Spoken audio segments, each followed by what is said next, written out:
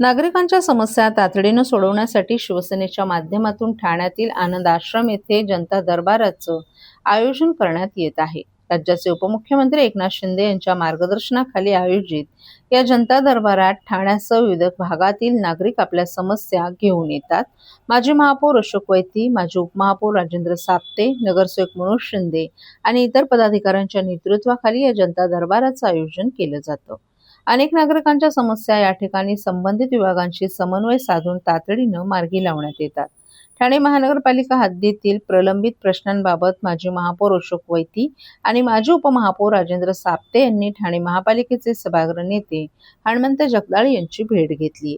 यावेळी ठाण्यातील विस्थापितांच्या पुनर्वसनाचा प्रश्न, कर्मचाऱ्यांच्या वारसा हक्काचा प्रश्न तसंच कोविड काळात कार्यरत असलेल्या कर्मचाऱ्यांच्या विविध मागण्यांवर चर्चा करण्यात आली. या प्रश्नांवर तातडीनं कार्यवाही करण्यासाठी संबंधित अधिकाऱ्यांना कार्यालयात बोलावून चर्चा करण्यात येईल, असं सभागृह नेते हणमंत जगदाळे यांनी सांगितलं. तसंच या संदर्भात ठाणे महानगरपालिका आयुक्त सौरभ राव यांची भेट घेऊन प्रश्न मार्गी लावण्यासाठी प्रयत्न केले जातील, असंही त्यांनी स्पष्ट केलंय. काय नेमका विषय आहे? आज आपण सभागृह नेते हणमंत जगदाळे यांची भेट घेतलेली आहे. काय नेमका विषय? जनता दरबारमध्ये बऱ्याचशा तक्रारी होत्या आणि काही प्रश्न प्रलंबित होते. ह्या संदर्भात आज या ठिकाणी जगदाळे साहेब यांच्या आपण बैठक लावली होती. बरेचसे प्रश्न जगदाळे साहेबांनी समजून घेतले आणि प्रत्यक्ष अधिकाऱ्यांना बोलवून आज मला वाटतं बऱ्यापैकी प्रश्न सुटले आहेत असं मला वाटतं. तर पुढचं जे काय विषय आहेत ते जगदाळे साहेब सांगतील आपल्याला. एकतर कर्मचाऱ्यांसंदर्भातला विषय होता, कोविड काळातल्या मुलांच्या संदर्भात होता, त्याच्यानंतर काही टॅक्स संदर्भातला होता, काही विस्थापितांचं पुनर्वसन होतं, त्याच्यानंतर कायमस्वरूपी नोकरी चतुर्थ श्रेणीतले कर्मचारी ह्यांना वारसाने जे हे आहेत ते घेण्यासंदर्भातले विषय होते. आज जगदाळे साहेबांची तर सविस्तर चर्चा झाली आणि त्यांनी प्रत्येक अधिकाऱ्याला बोलून तशा प्रकारच्या सूचना दिलेल्या आहेत. सातत्यानं मांडल्या जातात आणि अशोक वैती असतील, त्याचबरोबर राजेंद्र साप्ते, सर्वच आपले शिवसेनेचे मंडळी असतील, ते प्रश्न सोडवण्यासाठी अग्रेसर असतात. आज विविध विषयांवर आपल्यासोबत चर्चा झाली. काय सांगाल?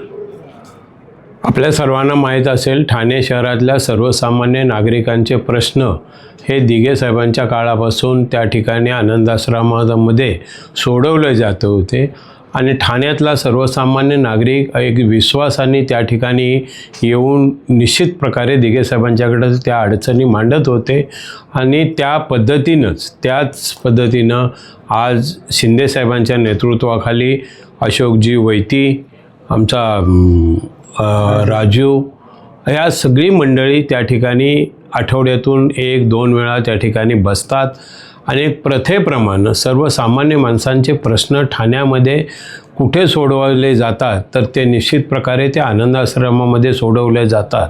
अशा प्रकारचा मेसेज एक ठाणे शहरातील सर्व नागरिकांच्याकडं आहे आणि त्या दृष्टिकोनातून नेहमी आठवड्यातनं त्या ठिकाणी बसून असणारे प्रश्न त्या ठिकाणी घेऊन आज अशोक वैती, राजेंद्र साप्ते आणि ही मंडळी माझ्याकडे आल्यानंतर संबंधित अधिकाऱ्यांशी बसून प्रत्येक विषयानिहाय चर्चा केली आणि त्या विषयामध्ये कामगारांचे प्रश्न असतील, काही लोकांच्या घराचा प्रश्न असतो, शेवटी ठाणे शहरामध्ये राहणारा सर्वसामान्य नागरिक आणि त्याचं हित जपण्याचं काम गेली अनेक दशकं शिवसेनेच्या वतीने होत असतं.